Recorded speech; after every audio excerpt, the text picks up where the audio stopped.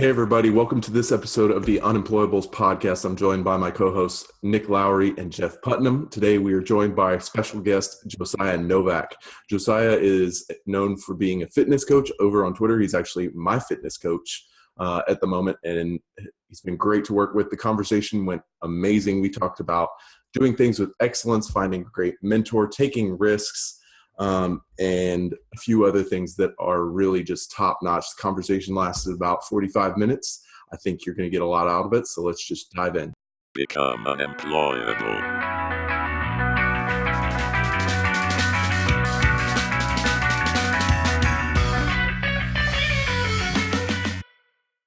All right, everyone. Welcome to this episode of the Unemployables. Today we are joined by Josiah Novak. You can find him on Twitter at Josiah Fitness. And I'm your host, Nick Lowry. This is Daniel Cosmala, my co-host.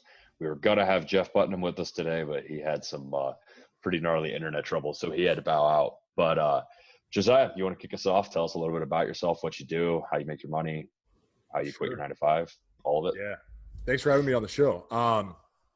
What's up, everybody? Yeah, I have been in the online health and fitness space now for, coming up on a decade, actually, which is crazy.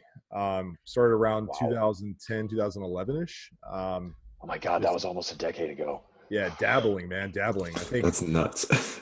all we had back then was forums. The good stuff. Forums. Yeah, dude. Did you get your start on T Nation by any chance? No. Kicking around in those? I did kick around in there. But back then, I felt like just a nobody. I was just looking for people to share information with. T Nation was there for sure. Bodybuilding.com, that was a big one. Mm-hmm. And musculardevelopment.com was another big one. Those were the spots. And then Facebook wasn't really what Facebook is today. It was kind of growing, and it was still in its like infancy, if you will. So I've been a PT. I was a personal trainer starting back in 2004. Nice. So I'm like an old man, I guess. Yeah. Really weird. But dude, I was 9 years old in 2004. Oh my God. I was 14. I was doing keg stands and training people the next day. That's how I got my start. I didn't even know what a keg stand was. Didn't even know what a keg was. Oh my God. Well, damn, now I feel really old. But anyway, I'm not that old, I swear. And I started as a PT. I could obviously get into my back story, but just to kind of overview my business story, I was a PT, realized I wasn't going to make the money I wanted to make doing personal training because there's only so many hours in a day, man. And I was training some really rich people once I got into the corporate training world. And they were like, hey, man, we do this, and this is how you make money, and blah, blah, blah, blah, blah. And I said, well, shit, I want to do that. Nice. And I happened to be really good at faking confidence, I guess, back then, because they thought I was good at sales when I was absolutely terrible. But I sold them on personal training, so I guess there's something to be said about that. And they Definitely said, is. hey, look, you should come work at, this company or that and start applying for other jobs so you can make more money. So I did. And ended up stumbling upon a guy who ran a financial planning company. And he said, hey, look, you could start your own company. You could literally become a financial planner. The barrier to entry is so freaking low. All you have to do is have a company sponsor you, and you can literally start your own LLC, right? And start financial planning. I was like, I don't know shit about finances. Let's do it, right?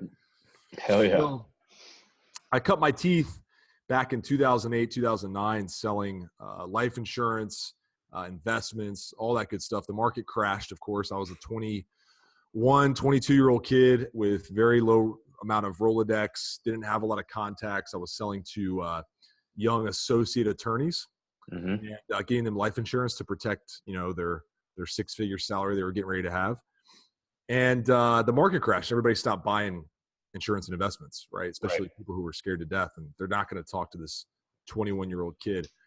Long story short, I actually fell into a really bad depression. I was gaining weight rapidly. I kind of lost my touch with my health and my fitness. Fitness had always been a big passion of mine. I'm happy to talk more about that. But, at the end of the day, I went through my own kind of transformation phase, right? Got a job working in corporate sales. I was selling, what have I not sold? That's probably the better question.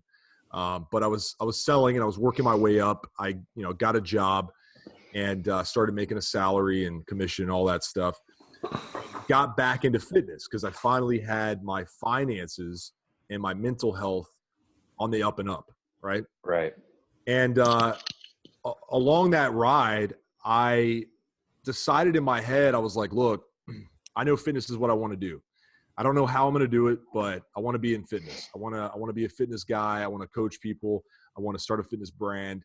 And that was, around the 2010, 2011 period. And so I started coaching people online, just sending them diets, right? Like, hey, this is how you get in shape. Here, eat this, this, and this, right? Wasn't making any money. I was doing pretty much 99% of it for free. I think at one point I charged someone $20 for a meal plan or something. Hell yeah. But you know what? The grind was mostly in sales, trying to learn sales, how to build a book of clients, all that stuff. I was selling payroll. I sold technology. I sold high level sales at one point. And the whole time, man, I was just biding my time. Right. I was just like, dude, I want to do fitness. And I don't want to be a PT again. So how the fuck am I going to do this? Right. Right. And luckily enough, man, I'm very fortunate to where I had connected with some people who even today are just incredibly successful with online fitness stuff. Uh-huh. And they started to kind of pave the way for me. I actually had a business partner early on, and he's incredibly successful now with fitness. We're like best friends still, but he and I, he was a little bit ahead of me because he had really gone the corporate path with fitness, worked with some big supplement companies, was kind of getting the behind the scenes look. And we just started comparing notes. Mm-hmm. Yeah, man. So that kind of led to every year me just adding more and more fitness stuff to my plate. Right. Just posting online, social media started to grow. I was growing along with it. I was sharing my journey. I was sharing my struggles, and, decided at one point, I think it was 2012, that, okay, I got to make this shit official. So we started an official brand. It wasn't just me, doing online coaching. Started an official brand. And dude, to be honest, had no fucking clue what we were doing with marketing online, because the landscape was changing.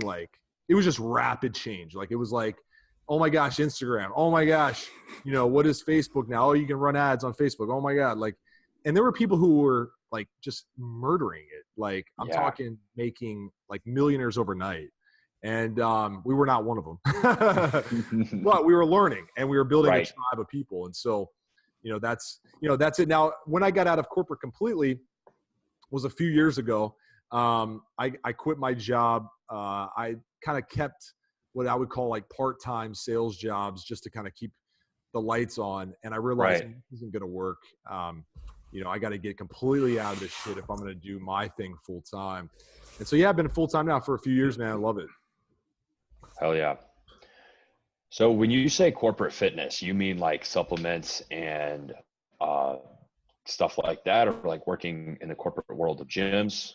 Yeah. So corporate world of gyms. So, for those listening who have no idea what that even means, basically, there's different types of personal trainers, right? There's a personal trainer who's like, hey, I'm a personal trainer. I run my own show. I go to you, or you come to my gym or whatever, and I train you in my private studio, or I come to your house. And those guys make a decent living, right? They still don't have more than 24 hours in a day, right? So they're still trading time for dollars. Then you have someone who goes to a chain gym, which is what I was doing. When I became a personal trainer, I was working actually in our college gym where you could walk in and hire a trainer. I was one of the trainers. Then I moved into a gym called, and fuck them, and they can sue me if they want, but Lifetime Fitness. And it was a fucking dumpster fire, right? Dude. At the time. Yeah. General manager was stealing. Come to find out, this is just a funny side story. So this is for everybody listening. This is a great lesson to learn. So my personal training manager at the time was an advocate for not doing anything outside of the gym. Like, you can't do a side hustle. You can't do shit. Everything should be in the gym. You know, you're selling gym, right? Come to find out, this dude was running a Ponzi scheme, taking clients, pretending he was a financial guy, come to find out, and saying he had these investments that he could get them into, these portfollios and shit. He's doing 30 years in prison now.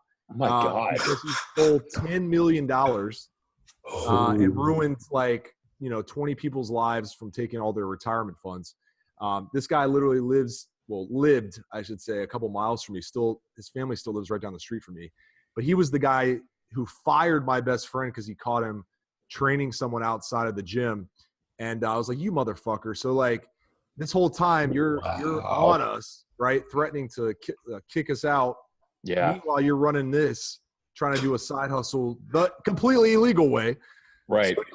So that's just a funny thing. Don't listen to what people say, man. They're full of shit anyway. So yeah. On the head. So that's corporate America, right? But it's in a gym. You're basically at the mercy of the gym. They pay you next to nothing, but in return, they're giving you leads, right? They're giving you constant leads, and your job is obviously to sell them and then keep them as clients. But you're not going to make more than $60,000 a year, probably. Right. The ceiling's pretty low. I remember I was a member at Lifetime Fitness, and God, I don't want this to go down a path of just shitting on Lifetime. There we go. I was kind of told, like, they set up a membership for me, and I went to cancel it, and the guy told me he would cancel it in a month, which is when I wanted him to, and then he never canceled it. Yeah. And so I noticed it, and I called him, and look, push came to shove, I owe them like $200, and I'm like, you're not fucking getting $200. That's like for a week membership, right? Yeah, for real. It was like, anyway. Lifetime. Anyway, so that's my horror story, and yeah, you're right. Yeah. You probably shouldn't crap on them too much, but yeah, they, so that was my life at the time, right? It was like, okay, for a while I thought, man, if I want to be in fitness, I'm gonna have to suck it up and live this, 8 hours of training a day, which is exhausting for whoever. If anyone's, well, I'm sure there's not a lot of PTs listening, but it is on your feet, hands on. You're basically lifting weights half the time because you're setting it up for people, and it's just brutal, right? Not to mention the mental energy that goes into being really good with clients, right? And present for 8 hours. Oh yeah, smiling, encouraging. Make each client feel like they're your only client for 8 hours. It's brutal. Yeah, it's brutal. So it seems to me like you're a little bit of a risk taker. That's kind of like the vibe that's come off. Like, you're not afraid of taking the leap to the next thing. You think that's true about yourself? Well, two things I'll say to that, man, is I think if you want to be successful as an entrepreneur, you are going to have to take risks. There's nobody I've ever met who's successful who hasn't taken massive risks. But I think also there's something to be said for just admitting that it is scary, even for me. I just had a conversation with my wife yesterday about a risk I took this week. And I'm not going to talk about it now, but yeah, it's scary because, there's always going to be that chance of failure. It doesn't matter who you are. There's multi, $1-million corporations out there who fail massively all the time. They have just built up a little bit more of a parachute, right? Right. Mm-hmm. So when you're a starting entrepreneur, or, if you're thinking about getting into it, just know there's never really going to be a time, because I know guys who are making, $1 million a month, millions a month. And they're still worried about risk. They're still worried about taking leaps and doing things because, first of all, they have probably hundreds of employees to take care of, families that they support. And as you grow, there's only more risk. So you almost have to just go, you know what?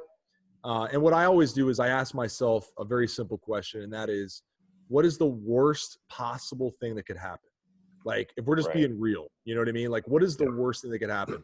Well, the worst thing that could happen in my life is that I have to go get a job, and yeah, that would suck. And I don't want to do that, but Honestly, I look around. I drove out of my gym today, and there were guys paving the parking lot at my gym, and I'm thinking to myself, "Holy shit, man!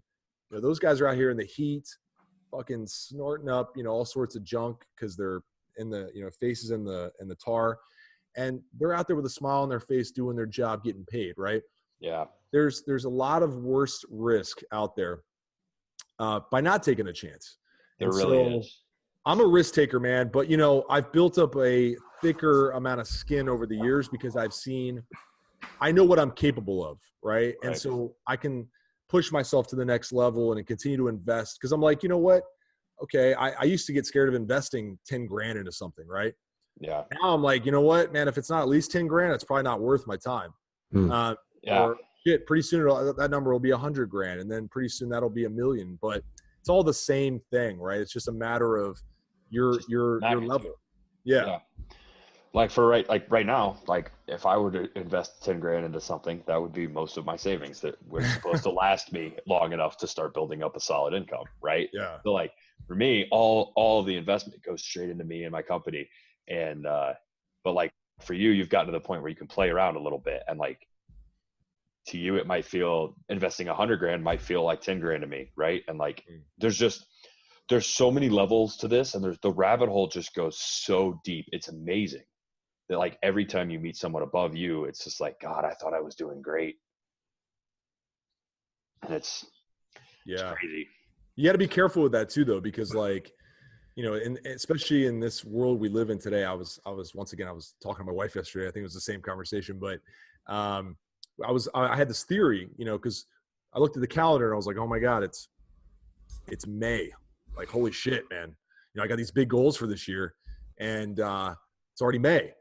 Right. And the reason why, the point I was making to her was, look, time flies. And the reason why I think time flies faster for us, at least it doesn't go any faster in reality, but it feels like it does because we have so much going on all the time. Yeah. And there's never a moment where I'm bored. Like I could pick up my phone and I'm not bored anymore, so there's no like slowing down. But you got to be careful because like, it's so easy to go, man, I see these people above me and I see these guys investing this much and that. Dude, I used to be scared to invest $100, like no joke. Right. I mean, now if someone pitches me a program and it's less than $5 grand, like, hey, I'll come in and do this for you. I'm like, you suck. Right. Cause you don't know what you're doing. Right. Like, if someone, now obviously that's just an example, but like you gotta be careful with comparison. It will freaking destroy you mentally. Like it destroys me if I allow it to come into my life. I was watching yesterday was The Rock's birthday, and dude, I was watching The Rock and I go, fuck, I suck, right? Like, I suck. This dude's jacked. He's making fucking so jacked. Dude, he got so like rich, it hurts, bro. Yeah, dude. Like, and he doesn't stop. And he's got kids, relentless. and he's just crushing, right? And he's got all these celebrities just wishing him happy birthday. And I go, I'll never be The Rock. And I got so depressed for a second. I was like, fuck, I just quit right now.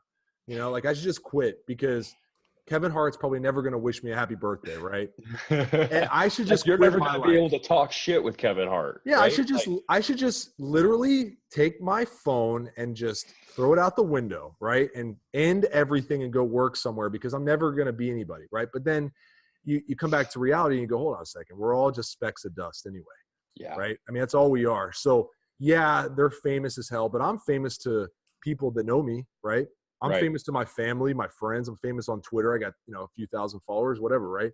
So, like, I got people that do care about me. So when you're thinking about business stuff and you're like, damn, man, like, I'm never going to – no. Like, just relax. Think about where you were yesterday or where you were a month ago. I know it sounds cliche, but, like, it's so easy to get frustrated and be like, damn, I want to be able at that level. I want to be able to dump 10 grand like it's nothing, right? Dude, 10 grand is still 10 grand. I use that number, but like, if someone comes to robs me of 10 grand today, I'm fucking pissed. Like, I'm not happy about it. I'm not like, The Rock wouldn't give a fuck.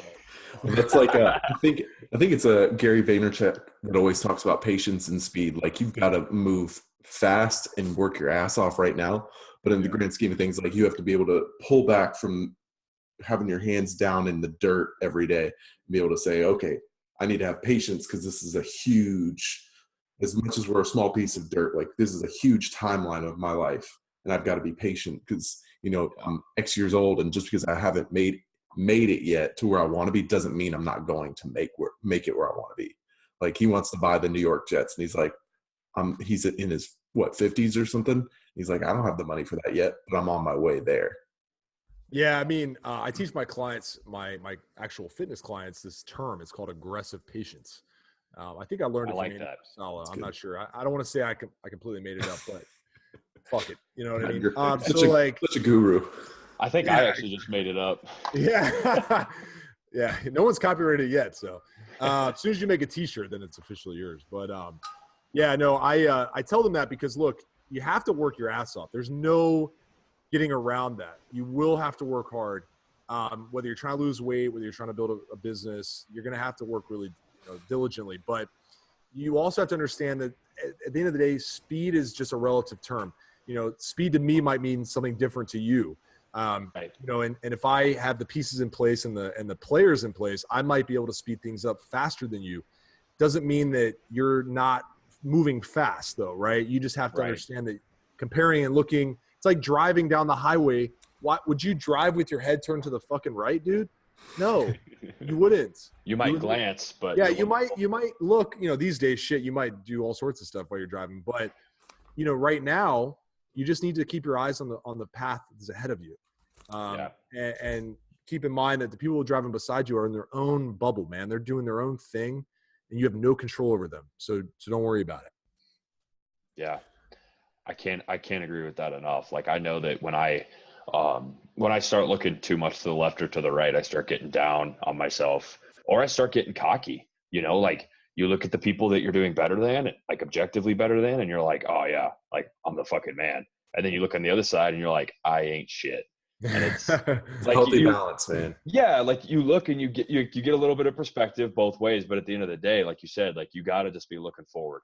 Like you know your next step, and you might not know your second step, but you know your next step, and so you take that, and then you take the next one, and then you take the next one, and you just 100%. No, that's how you become a business narcissist, because narcissists are built from two environments. They're built from one environment that treats them like absolute dog shit, and they think they're worth nothing. And then the other environment is the one treating them like a king. And narcissists become either, you know, very self-loathing, and they're very like just horrible to be around, or they become this person that thinks that their shit doesn't stink, and then they're terrible to be around too. But they have this two environment approach that shapes them, and then they go in either direction. But that's narcissism, man. That's what it is. So you have to avoid both, and you have to continue to push forward and just focus on your path. Yeah, that's good. Wow. Do you feel like it's always obvious what you want to do next, like in terms of work stuff, like going from 9 to 5 sales stuff to the kind of coaching programs you're doing now to, you know, I know you just are launching a watch brand at the moment, a fitness watch brand. Like, do you feel like you always have a clear vision for what's next, or do you feel like you kind of stumble might be the wrong word, but kind of forge your own path to the next thing? Yeah. So I have, in my mind, I have, you know, an ideal lifestyle, right? And I think that's really important because, you know, and I don't mean like a lifestyle of like yachts and like models and shit everywhere. You know, it's like I just have an ideal amount of freedom that I'm looking for. Yeah. Right. And the decisions I make are based around that life that I want to create. I'm passionate about just a handful of things, right? And so it's not like I have aspirations to do 1 million different things. I see opportunities pop up though. I keep my ear to the streets and I jump on it, right? I know that my confidence has been built over years of struggle. And so I know that if I see an opportunity that I could, you know, my skill set would lend itself to, and I could be successful, and if it fits into what I'm doing from a business perspective and from a lifestyle perspective, then I'll jump on it, right? It's like the watch. I happen to connect with somebody who is really good at, you know, creating watch brands. And I had this idea that I wanted to have a tool for my clients. And then it turned into something where it's like, oh, okay, this could actually sell a lot, right? And we could sell this to a lot of people.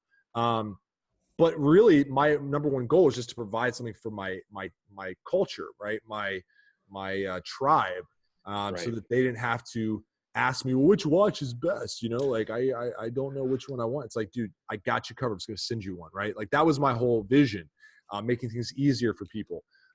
But then I was like, well, shit, I could probably just sell 1 million of these things and whatever, like that could be a really cool thing.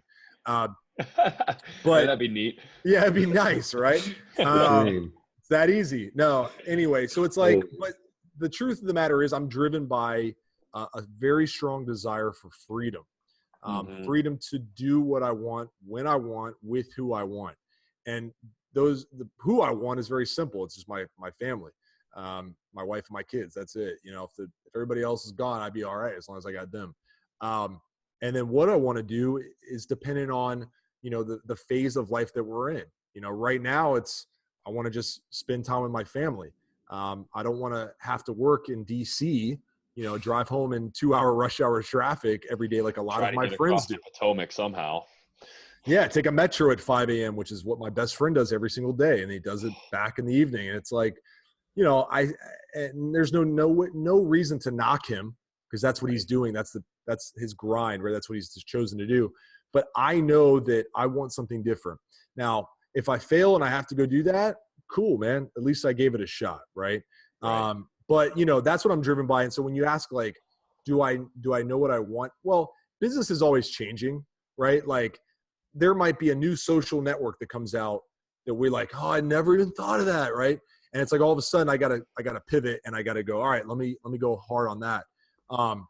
Do I have a general strategy? Of course, right? But I do have a vision for like what I'll put energy into over the course of the next 5 to 10 years and right. where I want to be in 10 years, like what I want to be doing. So I keep that in mind, obviously, and I don't forget that. So yeah. Yeah, it's kind of like when opportunities come up, you just have to ask, is this moving me along the path towards that vision for my life? Because Sure. that's something I've talked to Nick and Jeff about this week. Like, I had a friend call me out about something that I was getting involved with, and he was like, hey, is this moving you towards that vision for your life? Or is it going to detract from what you need to be doing and executing on right this moment to get there? And I was like, 100%. damn, that's good. I need to be better about asking myself those questions. Like, it's good to have friends that'll call me out on that, but ultimately that responsibility is mine, not theirs. So, and it's really good to keep at the forefront. If you were going to do a profession other than what you're doing with strength or fitness coaching, what would you do? Oh, it's a really good question. I've noticed recently, and it's probably just because of all the grind and the work I've put into building a fitness company, but I've gotten really good at seeing opportunities in other industries, and just random industries, right? Like and Right. kind of coming in and talking to friends of mine who have businesses and being like, hey, why don't you do this, or why don't you have this in place? And I think it'd be really cool to run like an agency that helps businesses with their marketing, almost like a Gary Vaynerchuk. I have a knack for it. Why I haven't jumped into it? Well, because I don't want to be like the next guy who's like, I'm a guru now. Like, Right. that's just not cool. So I kind of kept it behind the scenes. But I have really like a strong knack for creativity.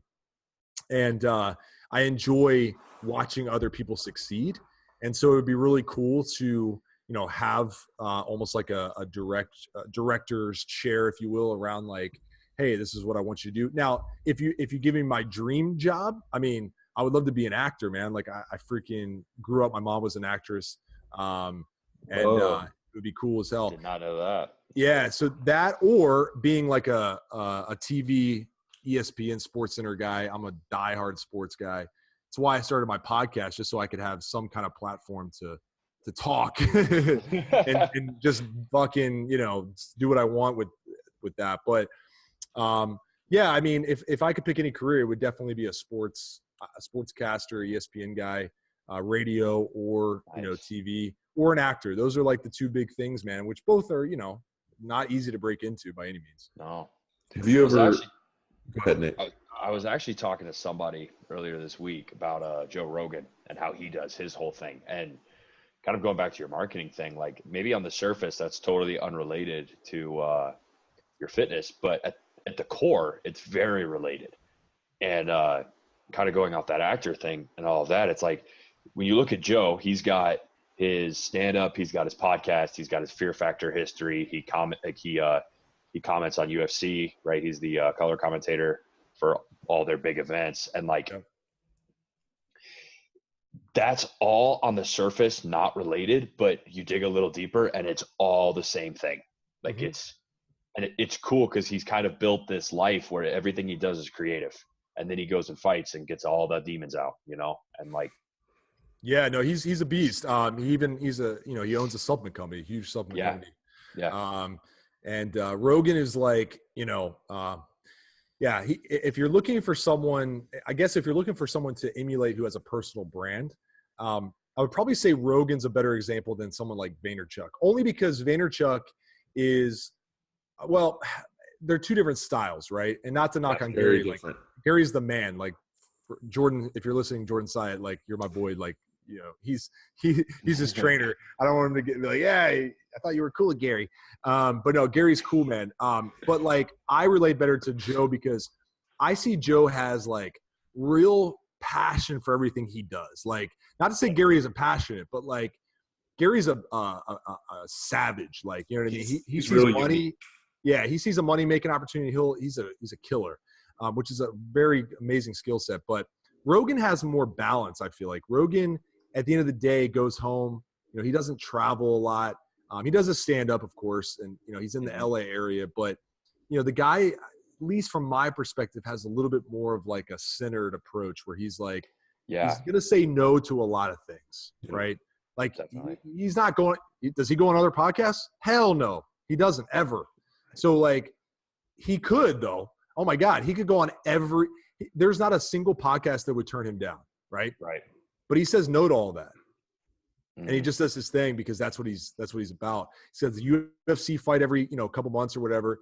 Then he does a stand up, and obviously he's got his hands in other things, but like I think he's just crystal clear about what he wants, right? Definitely.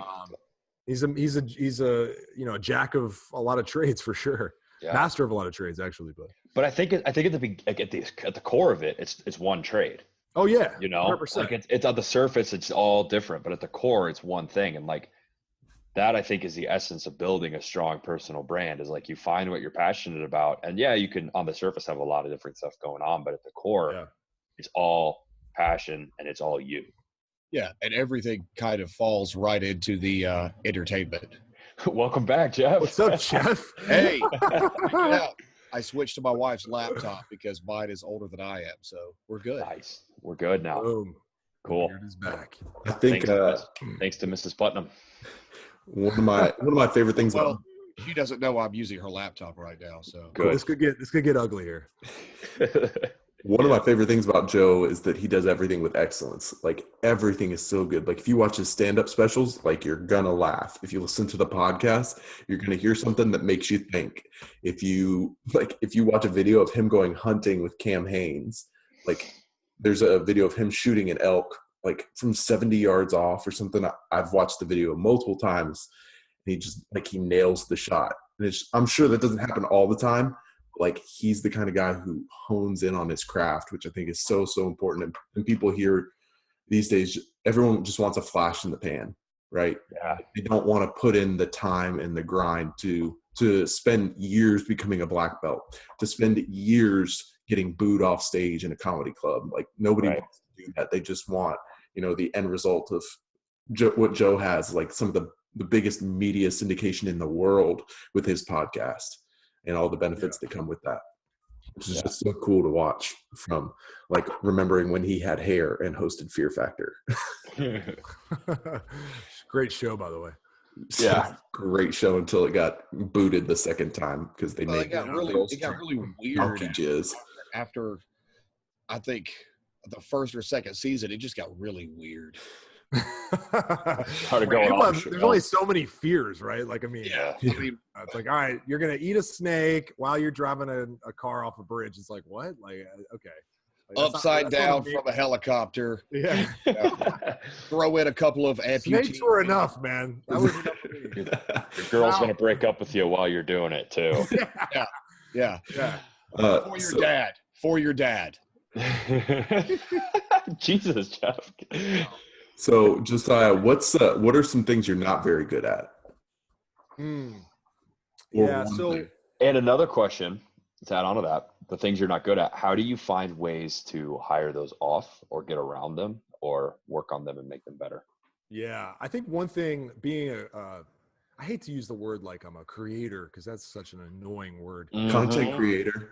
Yeah, I'm such a creative. I want to slap somebody when they say that. But anyway, one thing I'm probably still working on is managing my emotions, because business, there is a lot of emotional turmoil, right? There's a lot of ups and downs.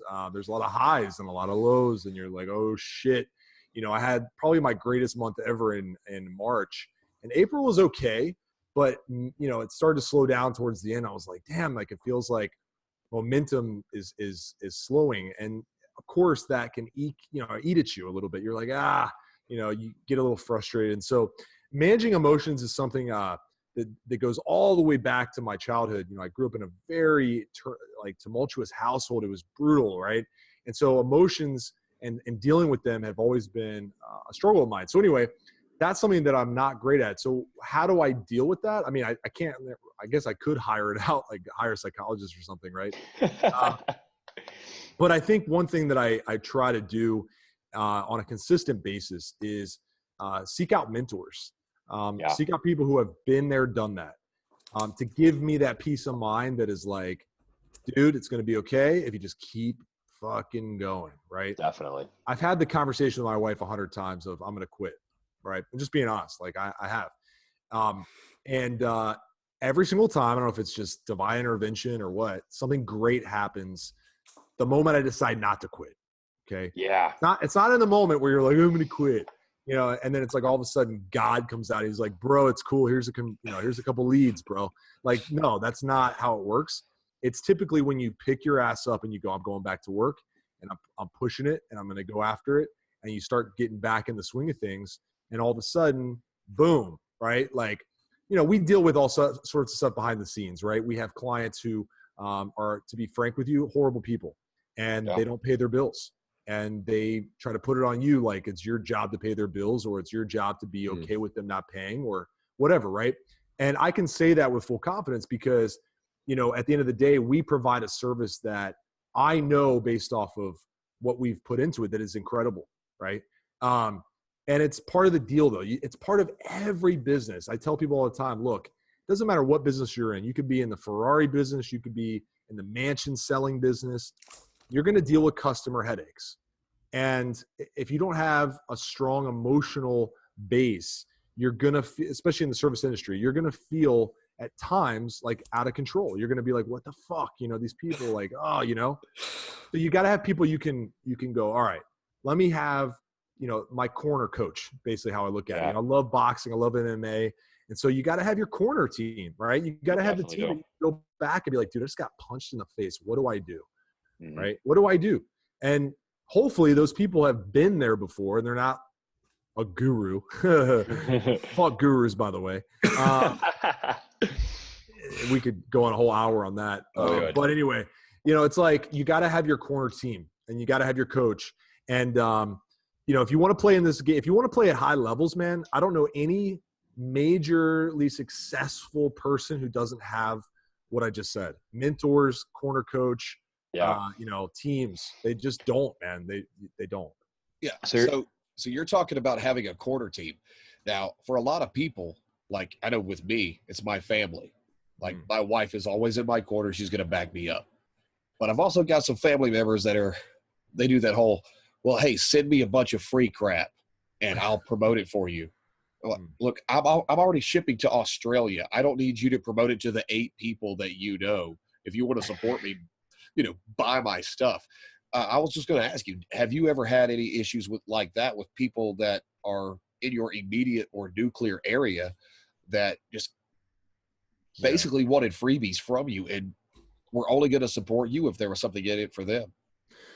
When you're an entrepreneur and you build some success or you build a business of any kind that is helping people or selling something that is of value, you're always going to deal with that. And so I think for me, yes. So to answer your question, like my immediate family, they got my back 100%.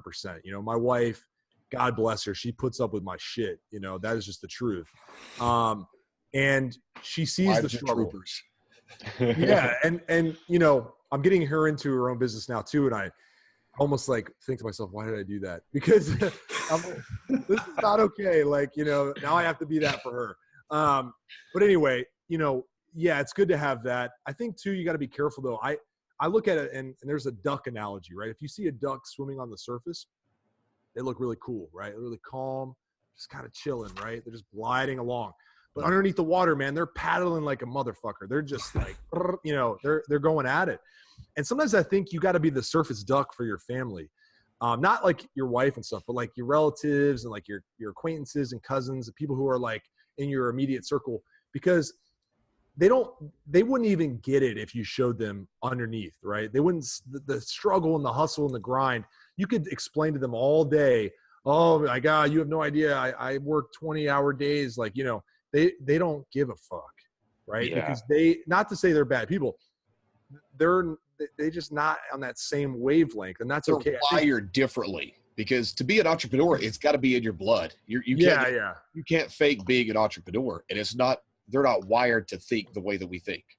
No, I think you have to, expectations will kill you, right? Definitely. You can't, especially when you expect a lot from other people. I learned this in marriage early on, is like, if I expect my wife to make me happy, I'm in for a world of issues, right? Now, if my expectation is to show up as me and be the best version of me every day that I can for her and for my business and everything, that's a different expectation. Turn your expectations around on yourself. Don't expect your support or your immediate circle to be that support team that you need. I would, in fact, highly suggest getting outside of your immediate circle for your mentorships, for your team, because you want people who are going to give it to you straight, who had the only thing they care about is you getting successful. Because if they got the family tied to you, or, whatever, if they got things that they don't want to hurt your feelings, that's not, this is a different game. Tiger Woods, just won the Masters, which is amazing. After 13 years or 14, right. Something crazy of just downtime. Yeah. So the thing is with Tiger is like, I'm a big Tiger Woods fan because he's a huge believer in coaches and mentors, right? Yeah. But for a long time, he had a lot of yes men in his corner too, right? People who were like, yeah, whatever you say, man. Yeah. And the past 13 years or really probably a few years, he's had people just be fucking real with him. And you see how humble he is now. He's a totally different, he's a different man. Like, totally different man. Yeah, 180-degree change. Oh, he's a totally. I don't even know who he is anymore, but it's a good thing, because at the end of the day, he still has the skills, right? But now he's got the mindset that honestly he could be unstoppable if he wants to be again, right? Yeah. But he had to go through that transition of getting away from a lot of people who were just like, yeah, whatever, yeah, and making a lot of bad decisions, and getting into a place where now he has people who are just straight up and real with him. Like his caddy now is not, the guy who it was before, who was just kind of like, oh yeah, I'm just here to help. Now the guy's like, no, we're going to do this. This is what we're going to do. And Tiger even said in one interview, like, this was just as much his win as it was mine. That dude never said that shit before. You know what I mean? Like he was like, I'm fucking Tiger Woods. Like, fuck off. Like people would say he was a bad person. Now they're like, God, he's such a nice guy. Like, totally different person. I definitely was never a fan of him earlier, and now I definitely am. Like, especially after like seeing the way he reacted with his kids and everything after the win, I was like, all right, man. Yeah, crazy, dude, cool. Crazy. No. So one question I did have, I know we're short on time, and I'm sure some. Oh, this is great, man. Keep going. Let me see what my schedule is. Keep going. Clear something out, man. Someone's getting the boot. I wanted to ask, like, you talk about going outside your circle for mentors and finding people who have been there.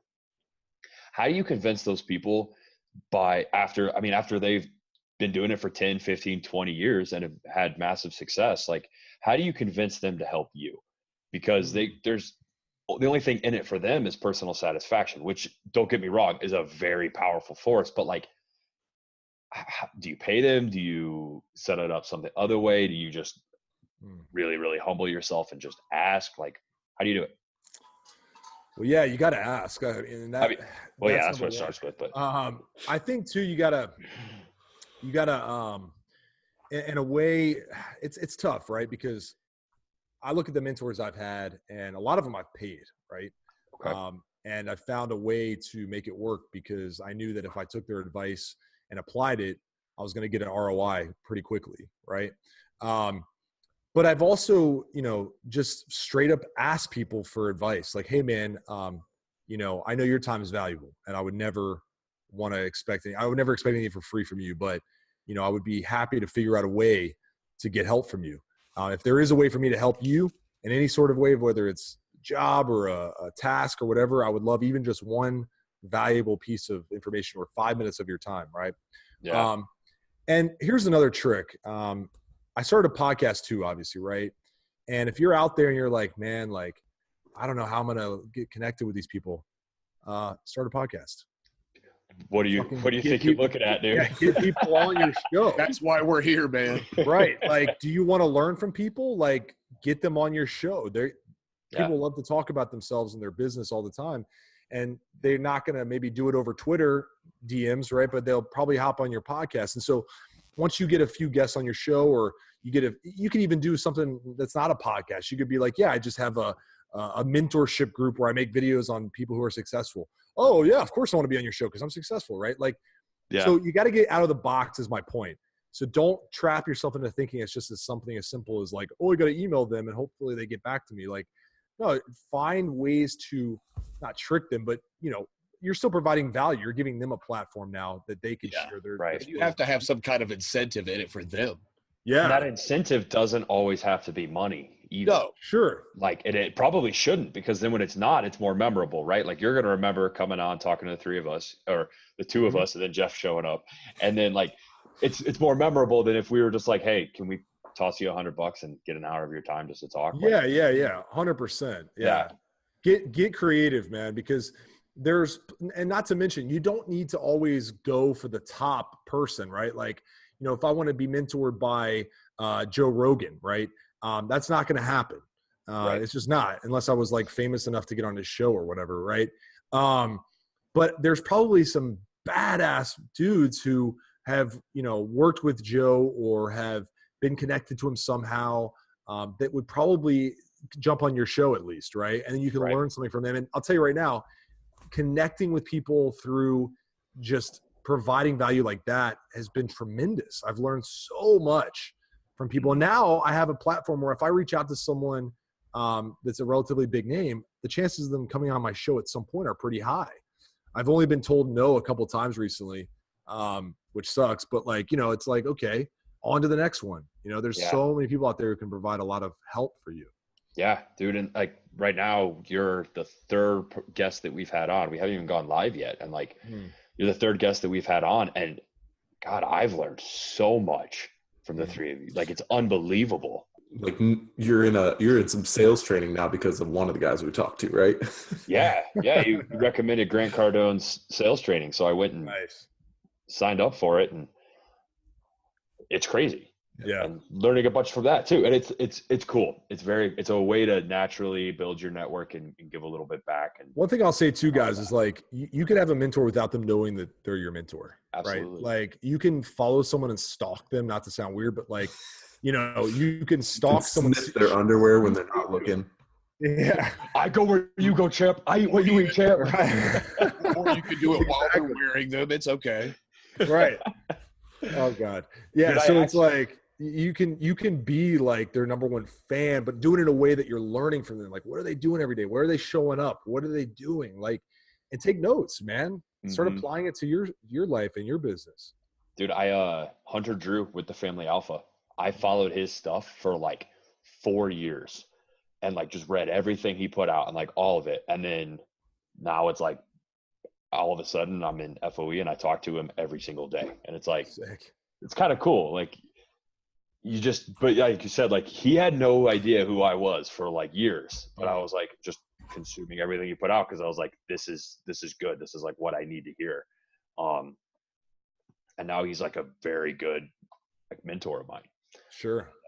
And so sometimes, I guess what I'm trying to say is like sometimes they don't know that you're reading, and then some opportunity comes through where you can actually bridge that gap. And you're like, dude, I've been reading your stuff for years, and like you've been a great mentor. Then like, you start talking, and then it's like a live mentorship, maybe a friendship, like a whole thing. So Sure. that's what I'm saying is like, don't be scared to be bold to reach out to those people. Oh, 100%. But yeah, that's how I reached out to Hunter. That's how I reached out to you, Nick.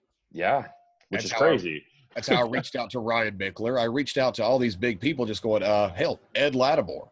Yeah, I said, Ed, I like your stuff. I want to soak in everything you have on writing. But by the way, I'm going to send you some free cologne. You tell me what you think. Now he's an affiliate. Nice. It was just straight up, hey, man, I want to send you some free stuff because I love what you're doing. Beautiful. Exactly. So that's Shout out to Ryan Mickler, by the way. He's a good friend of mine. Oh, awesome. And that's what Nick was talking about. It doesn't always have to be money. With entrepreneurs, the currency could be time. The currency could be, just a platform to get what you've got out there to a bigger network and a bigger audience. Right. And that's what's really cool about the Unemployables is that we're putting all these people together where their network is going to explode. Yeah.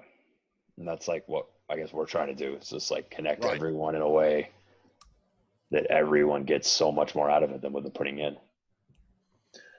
So is there anything, as we're wrapping this up, is there anything that you want to leave anybody with, like just as a final closing thought, like philosophically, any kind of like strange thing that you learned that like just changed kind of everything for you? Any guru idiot or like platitudes. if you had to be a guru for 5 minutes, what would you say?